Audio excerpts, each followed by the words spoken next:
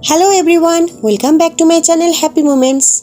तो last part में हम लोग देखे थे सिचन सबको लंच का ट्रीट देता है और वेंचिंग के एंगेजमेंट के लिए कुछ प्लान बनाता है। तो आज का पार्ट हम लोग शुरू करते हैं। सिचन घर वापस आता है इवनिंग के 6 बजे, लेकिन घर में वांगजी नहीं था। वांगजी के रेस्टोरेंट के मीटिंग को अटेंड करने गया था सिजुई के साथ, और जिंगी गया था जिंगी के ओल्ड फ्रेंड के साथ मीट करने। तो ये सिचन के लिए परफेक्ट टाइम था उसके अंकल को फोन करने के लिए। सिचन को ऑलरेडी पता था कि किस लिए वो अपने अंकल को कॉल कर रहा है, लेकिन फिर भी उसे ये कॉल करना पड़ेगा। उसके अंकल जैसे ही फोन कॉल को पिक किया, जोर जोर से बहुत सारा सवाल पूछने लगा। तुम और वांगजी सोच क्या रहे हो? डेटिंग, वो भी मैन के साथ? तुम लोग ठीक हो या फिर पागल हो गए हो? लैंड फैमिली के सॉन होके रोमांटिक रिलेशनशिप, वो भी मैन के साथ? इस तरह का क्वेश्चन सुनते ही सिचन थोड़ा सा गुस्सा हो गया। आफ्टर ऑल, जब उसके अंकल को पता चला था वांगजी विंग के साथ डेटिंग कर रहा है, तब उसके अंकल बहुत सारा हार्टफुल बातें वांगजी को कहा था। वो बिल्कुल भी नहीं चाहते थे कि वांगजी सेम सेक्स रिलेशनशिप में रहे। वांगजी कभी भी प्रॉपरली सिचन को नहीं बताया था कि एग्जैक्टली उसके अंकल ने उसे क्या कहा था, लेकिन अभी सिचन को समझ में आ रहा है कि लैन चिरन कितना ज्यादा होमोफोबिक है। तो सब कुछ अच्छी तरह से सुनने के बाद सिचन कहा, फर्स्ट ऑफ ऑल अंकल, हम दोनों उन दोनों से प्यार करते हैं, और ये हम लोगों का चॉइस नहीं है कि हम लोग गे हैं और हम लोग डेटिंग करें चाहे ना करें, ये तो कम्प्लीटली हम लोग का डिसीजन है ना। मोस्ट इम्पोर्टेंटली, हम लोग उन लोगों के साथ बहुत ही हैप्पी हैं। लेकिन आप क्यों इस तरह से बात कर रहे हो और इस टाइप के हो? आपको हम लोगों के हैप्पीनेस दिखाई नहीं दे रहा है? मुझे पता है आप हम लोगों को पाले हैं, बड़ा किए हैं, लेकिन अभी हम लोग इतना बड़े हो चुके हैं कि हम लोग खुद का डिसीजन ले सकते हैं। और अभी तो हम लोग अपने कंपनी के भी हेड हैं, हम लोग हर चीज का ख्याल रख सकते हैं। वांगजी एक रिस्पॉन्सिबल पर्सन है। वो सिर्फ हम लोग के कंपनी को मैनेज नहीं कर रहा है, बल्कि वो बहुत सारा रेस्टोरेंट्स भी मैनेज कर रहा है। जब आप विंग के साथ रिलेशनशिप रखने के लिए वांगजी को बहुत सारा बात बोले थे, तब मैं आपको कुछ नहीं कहा था, लेकिन अब हम लोग बहुत बड़े हो चुके हैं। सो हम लोगों को ये सब हैंडल करने दीजिए। फ्यूचर में कुछ भी हो, लेकिन मैं जंक्षा को नहीं छोड़ूंगा। सो प्लीज अंकल, हम लोग को समझने की कोशिश कीजिए। चिरन एक हेवी सांस छोड़ते हुए कहा, लेकिन सिचन, तुम अपनी इमोशन को साइड में रख के एक बार प्रॉपरली सोच के तो देखो, थिंक रैशनली। सिचन कहा, अगर लव में रैशनल होता तो हम लोग सारे रोबोट्स बन जाते। अगर लव में रैशनल होता तो आप सिंगल नहीं रहते अभी तक।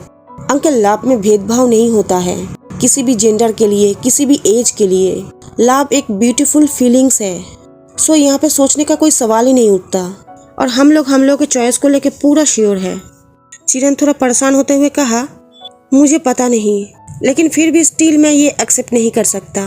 बस ये देखना वो लोग तुम लोगों के हार्ट ब्रोकन न कर पाए। अपना ख्याल रखना और वांगजी का भी ख्याल रखना। मैं तुम लोगों के साथ प्रॉपरली बात करूंगा नेक्स्ट मंथ मैं एक मीटिंग के लिए चाइना आ रहा हूँ, तब हम लोग इस बारे में बात करेंगे। और मैं जंक्षा और लैंसुजी के साथ भी बात करना चाहता हूँ। सिचन इस बात पे अपने अंकल से ओके तो कहा, लेकिन वो थोड़ा वरिड था इस बात को वांगजी और सिजुई को बताने से वो लोग किस तरह से रिएक्ट करेगा। सडनली सिचन को याद आया जब वो अपने अंकल को कहा था वांगजी चाइना वापस नहीं आना चाहता है क्योंकि वो विंग को फेस करना नहीं चाहता। ये सुन के उसके अंकल हैप्पी हुआ था। आप सिचन को समझ में आ रहा है कि क्यों उसका अंकल इतना हैप्पी हुआ था। इधर चिरन फोन कॉल कट करते ही सोचने लगा, जब तक ना ये विंग हो तब तक सब कुछ ठीक है। जब वांगजी और वो वुसियन का ब्रेकअप हुआ था, तब मैं थोड़ा सा रिलीफ फील किया था। अब वांगजी फिर से डेटिंग कर रहा है एक मैन को ही। अब सिचन भी डेटिंग कर रहा है एक मैन को। मेरा तो अब डबल सर दर्द हो गया है। मैं उन लोगों के पेरेंट्स से प्रॉमिस किया था कि मैं उन लोगों को कभी सफर नहीं करने दूंगा। देखते हैं उन लोगों के बिना दिल तोड़े मैं क्या कर सकता हूँ उन लोगों के लिए। साथ में उन लोगों के बॉयफ्रेंड्स को अगर थ्रेट करूँ तो फिर शायद काम बन जाए।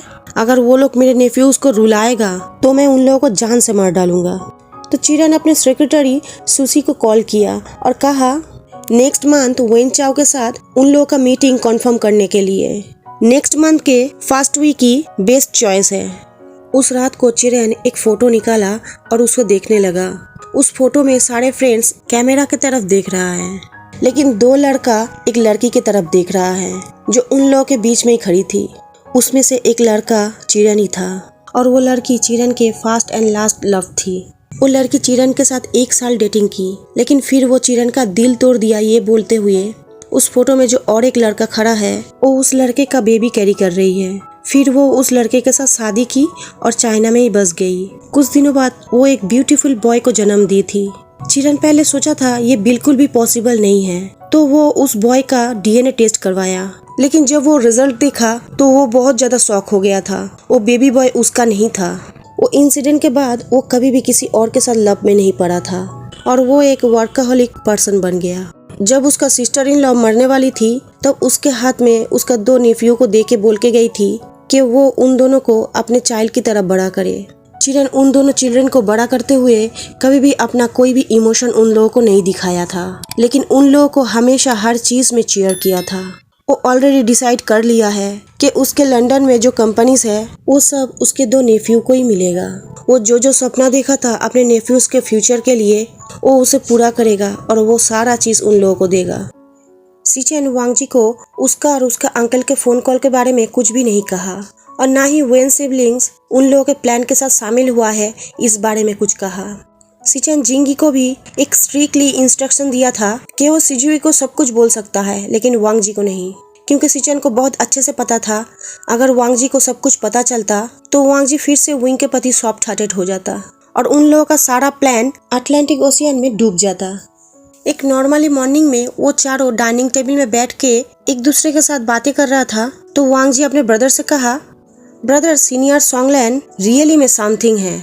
वो भूल ही गए थे वो सारा ड्राइंग 1 वीक पहले ही प्रिपेयर कर लिए थे और मैं सच में बहुत ज्यादा वरीड हो गया था।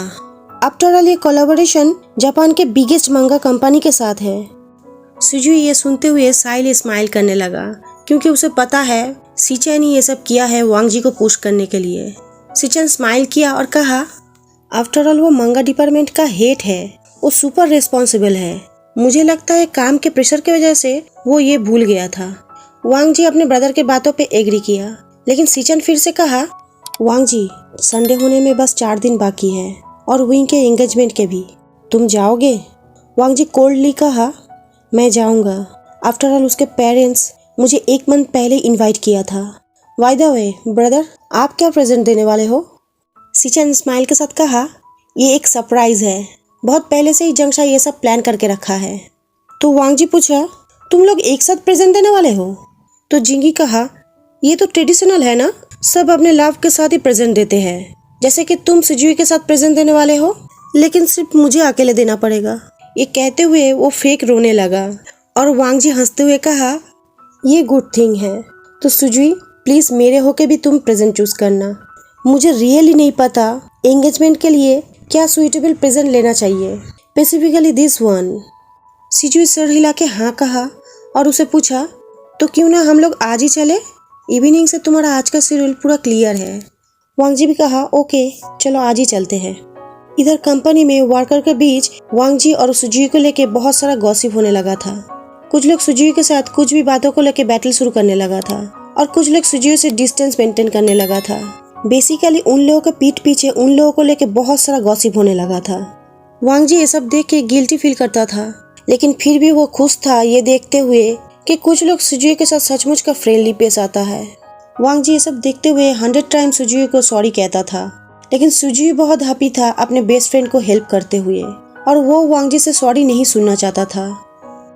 तो वो लोग जैसे ही अपना काम खत्म किया वो लोग कार के पास आए और सुजुई पूछा, लंजा मैं प्रेजेंट के लिए 2 चीज चूज किया हूँ, एक कपल सेट वॉच और एक कपल सेट ज्वेलरी। सुजुई को बहुत अच्छे से याद है उसे सीचेन कहा था वो लोग कपल सेट वॉच देगा, तो वांगजी कपल ज्वेलरी दे यही अच्छा होगा। लेकिन वांगजी सुजुई के मुंह से कपल सुनते ही अंदर थोड़ा सा सैड होने लगा, तो वो सैडली मुस्कुराते हुए कहा, सुजुई मैं ऑलरेडी तुमसे कह चुका हूँ, तुम जो भी चूज करोगे मैं उसी के साथ ठीक हूँ। तो वो लोग कार में बैठा और एक अच्छा सा ज्वेलरी स्टोर में गया। वांगजी एक बिग ज्वेलरी स्टोर पे लेके गया जो कि उसके स्कूल के जूनियर का था। वो अपने जूनियर को रिक्वेस्ट किया कि उन लोगों के लिए एक पर्सनल रूम का व्यवस्था करे और वो लोग अपना ज्वेलरी ठीक से चूज कर पाए। तो एक फीमेल वर्कर आके उन लोगों को प्राइवेट रूम पे लेके गया और उन दोनों को बो करते हुए अपने आप को इंट्रोड्यूस किया। उसका नाम ई है और उन दोनों को एक ज्वेलरी कैटलॉग देखने के लिए दिया और वो पूछने लगी, सर आप लोग किस तरह का ज्वेलरी देखना चाहते हैं? तो सुजुई बोला, कपल ज्वेलरीज। तो ई स्माइल के साथ बोली, अगर आप लोग अपने लिए लेने वाले हैं तो मैं सजेस्ट करूँगी रिंग्स, मैचिंग रिंग्स। वांग जी कहा नहीं, हम लोगों के लिए नहीं, हम लोगों के फ्रेंड्स के लिए, उन लोगों का एंगेजमेंट होने वाला है। तो ई बोली ओह सॉरी सर, तो मैं आप लोगों को सजेस्ट करूँगी कपल ब्रेसलेट, और हम लोगों के पास इसका ब्रांड न्यू कलेक्शन भी है। तो सिजुई नोट किया और उन लोगों को दिखाने के लिए कहा। जैसे ही वो फीमेल वर्कर उस रूम से निकल गई, वांग जी सिजुई से पूछा तो क्या हम लोगों को भी कुछ कपल्स लेना चाहिए? सिजुई मुस्कुराते हुए कहा सबके सामने ये प्रूव करने के लिए कि हम लोग रियल कपल है, हम लोग को कपल ज्वेलरी पहनने की कोई जरूरत नहीं है। वैसे बिग ब्रदर भी जंगशा के साथ कोई मैचिंग चीज नहीं पहना है, लेकिन देखो वो लोग ऑलरेडी 2 सालों से डेटिंग कर रहा है, सो इससे कुछ भी प्रूफ नहीं होता है। वैसे भी ये कोई नहीं जान पाएगा ये रिलेशन फेक है। और अगर तुम मेरे लिए कुछ खरीदना ही चाहते हो तो मुझे एक बुक स्टोर पे लेके चलो। वांग जी हैप्पीली कहा ये ग्रेट आइडिया है, बहुत दिन हो गया है मैं भी बुक स्टोर पे नहीं गया हूँ, चलो आज हम लोग जाते हैं और कुछ बुक्स खरीदते हैं। तभी ई भी उस रूम में वापस आई, बहुत सारा कपल ब्रेसलेट सेट लेते हुए। उसमें से सिजुई को एक ब्रेसलेट पसंद आया जो एक लॉक और की का वर्जन था। लॉक जो था वो हार्ट शेप का था और की भी उसका हार्ट शेप का ही था। तो ये साइज के बारे में पूछी, सिजुई रिप्लाई दिया लड़का का हाथों का जो साइज होगा वो लंजा का हाथों का साइज लीजिए। वांग जी की तरफ पॉइंट करते हुए कहा और खुद की तरफ पॉइंट करते हुए कहा मेरे हाथों से थोड़ा थिनर होगा लड़की के हाथों का साइज। ये वहाँ से जाने के लिए मुड़ी, लेकिन फिर वो उन लोगों की तरफ देखते हुए बोली oh I am really sorry sir, मैं तो ये पूछना ही भूल गई, लॉक वाला ब्रेसलेट किसके हाथों में होगा और की वाला ब्रेसलेट किसके हाथों में होगा? तो वांग जी स्मिक के साथ कहा ये तो सिंपल है, लॉक मेल के लिए और की फीमेल के लिए है। तो ई ये सुनते हुए मुस्कुराते हुए बोली ओह इसका मतलब है वो अपने पार्टनर के दिल को लॉक कर देगी। वाह सर थोड़ा सा वेट कीजिए, मैं इसे पैक करके मैनेजर को भेजता हूँ आपके पास, वो अकाउंट के बारे में देख लेगा। तो वो जूनियर वो ज्वेलरी लेके उन दोनों के पास आया और उन दोनों को लव लाइफ के लिए कॉन्ग्रेचुलेट किया और सिचन को हाई बोलने के लिए कहा। फिर वो दोनों उस ज्वेलरी शॉप से निकल के एक बुक स्टोर पे गया। बुक स्टोर के अंदर घुसते ही वांग जी और सिजुई दोनों ही हैप्पी फील करने लगा। सिजुई उस बुक स्टोर पे जैसे ही उन लोगों के कंपनी का बुक्स देखा, वो एक एक करके पिक करने लगा और ले आके वांग जी को हैप्पीली दिखाने लगा जैसे कि वो 5 साल का बच्चा हो। लेकिन सडनली वो लोग नोटिस किया उन दोनों के ही फेवरेट चाइनीज ऑथर का एक न्यू बुक रिलीज हुआ है। तो वो दोनों ही एक एक बुक उठाया और वहाँ पे बैठ के रीड करने लगा। वो लोग तुरंत ही बुक की दुनिया में खो गया। लेकिन सडनली उन लोगों के पास एक पर्सन आके पूछने लगा सब लोगों के जैसा तुम लोग भी एक साथ ही हो? सिजुई वांग जी दोनों ही उस पर्सन की तरफ देखने लगा तो handsome young man side by side उन लोगों के पास खड़ा था। इस टाइम वांग जी उन दोनों को नहीं पहचानता था, लेकिन सिजुई जो पर्सन ग्लास पहना हुआ था उस पर्सन की तरफ जंप करते हुए कहा वही गगा तुम दोनों यहाँ पे क्या कर रहे हो? मुझे लगा तुम दोनों अपने हनीमून में हो। और जो अदर मैन था वो कहा हम लोग यहाँ पे आए हैं इसके लिए बुक्स खरीदने, तुम दोनों यहाँ पे क्या कर रहे हो? तुम इन्हें हम लोगों के साथ इंट्रोड्यूस नहीं कराओगे? सिजुई एक्साइटेडली कहने लगा लंजा मीट देम, ये सैनवी है और ये जाओ इलेन है, ये मेरा कजन ब्रदर और उनका हस्बैंड। वांग जी उन लोगों के साथ शेक हैंड किया और उन लोगों को कहा हेलो मैं लैनो वांग जी, मैं सिजुई का। वांग जी अपना पाते फिनिश कर पाता उससे पहले सैनवी स्माइल के साथ कहा अपने आप को इतना पुश करने की कोई जरूरत नहीं है, हम लोग ऑलरेडी सब कुछ जानते हैं। यू एंड पूरा फैमिली को पहले ही सारा सिचुएशन एक्सप्लेन कर चुका है, जब तक वो ठीक ठाक है तब तक हम लोग भी ठीक है। आफ्टर ऑल उसका लाइफ है और वो अब मैच्योर भी हो चुका है। मैं ये बिलीव करता हूँ वो जो कर रहा है उसे पता है वो क्या कर रहा है। वांग जी ये बातों पे नोट किया गिल्टी के साथ। यूनलान वांग जी का शोल्डर को थपथपा के कहा डोंट वरी वांग जी, सब कुछ ठीक हो जाएगा। मेरे ब्रदर इन लॉ का हमेशा ख्याल रखने के लिए थैंक यू सो मच, और तुम अपना भी ख्याल रखना। हम लोग अभी जा रहे हैं लेकिन स्टे इन टच। बहुत जल्दी वांग जी और सुजुई भी उस बुक स्टोर से निकल गया बहुत सारा बुक्स लेके। उन लोगों के घर जाने के रास्ते में वांग जी सुजुई से पूछा तुम्हारे कजन और उनके हस्बैंड देखने में नाइस पीपल लगते हैं, वो लोग करते क्या है? सुजुई कहा वुइगा का प्रोफेसर है चाइनीज लिटरेचर का डागिन सिटी यूनिवर्सिटी में, और यूलियनगा का स्पेशल इन्वेस्टिगेशन यूनिट का हेड है। वांग जी हंसते हुए कहा दोनों कम्प्लीटली डिफरेंट वर्ल्ड से है, तो वो लोग एक दूसरे से कैसे मिले? सुजुई ये सुन के बहुत जोरों से हंसते हुए कहा ऐसे ये केस से वो लोग मिले थे।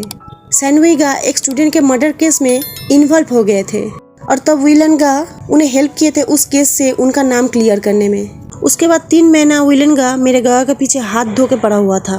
लास्ट में मेरा गगा समझ गए कि भागने से कुछ नहीं होगा, तो वो भागना बंद करके विलेंगा का फीलिंग्स एक्सेप्ट कर लिया और उसके बाद उन लोगों का शादी हो गया और ऑलरेडी अभी वो लोग 2nd एनिवर्सरी हनीमून मना रहा है। तो वांग जी स्माइल के साथ पूछा, ओह तो तुम और जिंगी 2 साल पहले चाइना आए थे स्प्रिंग ब्रेक में ये वेडिंग अटेंड करने। सुजुई वांग जी के बातों पे नोट किया। आज का पार्ट मैं यहीं पे खत्म करती हूँ।